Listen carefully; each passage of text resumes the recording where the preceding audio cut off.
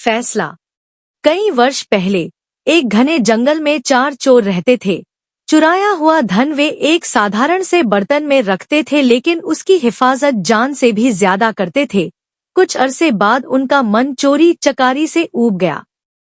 मैं तो ऐसी जिंदगी से तंग आ गया हूँ। हमें हमेशा चौकन्ना रहना पड़ता है, वरना हम पकड़े भी जा सकते हैं। एक ने अपना दुखड़ा रोया। हाँ, मैं भी चाहता हूँ कि हम लोग एक शांत सच्ची जिंदगी जिए।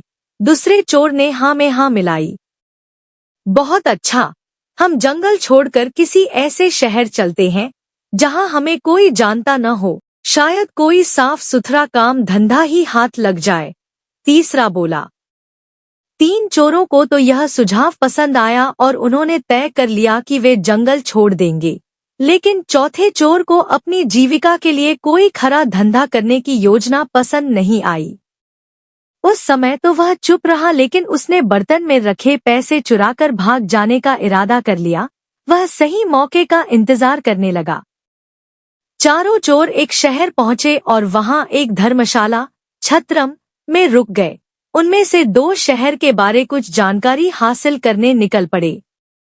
जल्दी ही उन्होंने एक वृद्ध औरत का घर देखा, जो आरामदेह तो लगता ही था, उनके लिए ठीक भी था। दोनों ने छत्रम लौटकर अपने साथियों से वृद्धा के घर जाकर जिक्र किया। वे भी सहमत हो गए और चारों चोर उस घर के लिए निकल पड़े।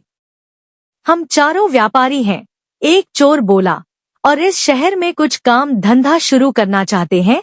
हमें आपका घर पसंद आया और इसके कुछ कमरे किराए पर लेना चाहते हैं।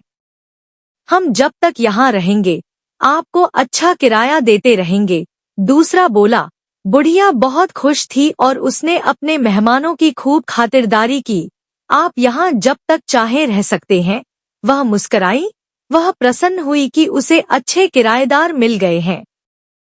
चारों चोर पता लगा चुके थे कि वह बहुत नेक और सच्ची औरत है, जिसे पराई दौलत का लालच नहीं है। इसलिए उन्होंने अपना पैसों ने भरा बर्तन बुढ़िया को संभालने के लिए दे दिया। कृपया इस बर्तन को ध्यान से रखिएगा। एक ही शर्त है, इसे देना तभी जब हम चारों साथ में इसे मांगने आएं। ठीक है, बुढ़िया ने बर्तन लेते हुए कहा। वह अपने घर के पिछवाड़े गई और देखने लगी कि कोई देख तो नहीं रहा। जब उसे तसल्ली हो गई तो उसने जमीन खोदकर उसमें बर्तन डाला और उसे वापस मिट्टी से ढक दिया। चारों ओर कुछ काम धंधे की तलाश में शहर चले गए। जल्दी ही वे काफी थक गए और बुढ़िया के घर से कुछ ही दूरी पर खड़े वटवृक्ष के नीचे बैठकर सुस्ताने लगे। तभी एक औरत लस्सी बेचती हुई वहां से निकली।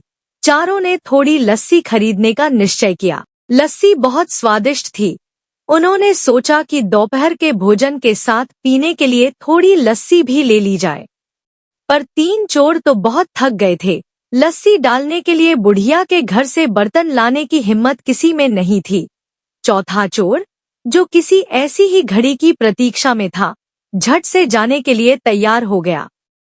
वह बुढ़िया के घर पहुंचकर बोला, मुझे मेरे साथियों ने बर्तन लाने के लिए भेजा है, लेकिन मैं तो यह बर्तन तभी दूंगी जब तुम चारों इकट्ठे आओगे।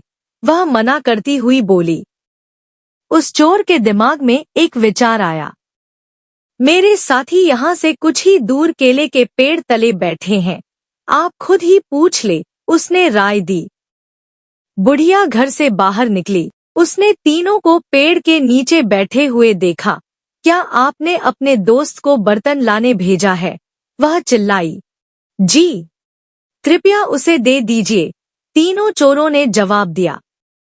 बुढ़िया ने सोचा कि उन्हें अपना बर्तन किसी कार्य हेतु चाहिए होगा, जो उन्होंने अपना विश्वसनीय साथी भेजा है। उस चोर को फावड़ा देती हुई वह बोली कि पिछवाड़े से खोदकर बर्तन निकाल ले। इतना कहकर वह अपने घर के कामों में उलझ गई।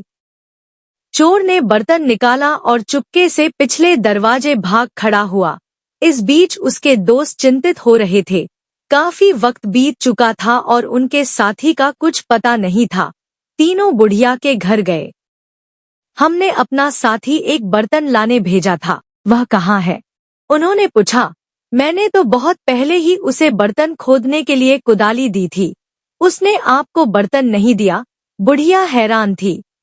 तीनों चोर समझ गए कि उनके साथी ने उन्हें धोखा दिया है। हमने आपको कहा था कि बर्तन तभी देना जब हम चारों आपके पास आएं। आपने हमारी बात नहीं मानी। हमें लगता कि हमारे साथी ने आपके साथ मिलकर हमारा पैसा हथियाने का षड्यंत्र रचा है, वे बोले। बुढ़िया बहुत दुखी हुई। वे तीनों उसे शहर के न्यायाधीश के पास ले गए और उसकी शिकायत की। न्यायाधीश ने फैसला दिया कि बुढ़िया की लापरवाही की वजह से तीनों को नुकसान हुआ है, इसलिए सारा हर्जाना बुढ़िया को ही भरना होगा। बुढ़िया रोती हुई घर लौट आई। इस बीच राजा और उसका मंत्री वेश बदलकर अपनी प्रजा की परेशानियां जानने शहर के दौरे पर थे। इस बात का किसी को भी पता नहीं था। बुढ़िया को देखकर वे रुक गए और उसके रोने का कारण पूछने लगे। उसी समय आसपास ही कुछ लड़के खेल रहे थे और उनका अगुआ था रामन। बुढ़िया की दुखभरी कहानी उसने भी सुनी। भगवान करे उन तीनों को तुम्हारे साथ ऐसा सुलूक करने की सजा मिले, रामन बोला। यह सुनकर राजा और उसका मंत्री बहुत हैरान हुए। उन्होंने रामन से पूछा कि क्या वह इस मामले का फैसला कर सकता है। रामन ने आत्मविश्वास के साथ सिर हिलाया और कहा कि वह अपना फैसला राजा के दरबार में ही सुनाएगा। अगले दिन महल में दरबार लगा। रामन न्यायाधीश के आसन पर बैठा था। उसने चोरों की कहानी सुनी। तुम्हारी शर्त यही थी न कि बुढ़िया वह बर्तन तुम्हें तभी दे जब तुम चारों उसे लेने आओ। रामन के प्रश्न पर तीनों ने हामी भर दी। बहुत अच्छा, वह शर्त पूरी करने के लिए तैयार है, पर यहाँ तो तुम सिर्फ 3 हो। जाओ, अपना चौथा साथी लेकर आओ जिससे शर्त पूरी की जा सके, रामन ने आदेश दिया।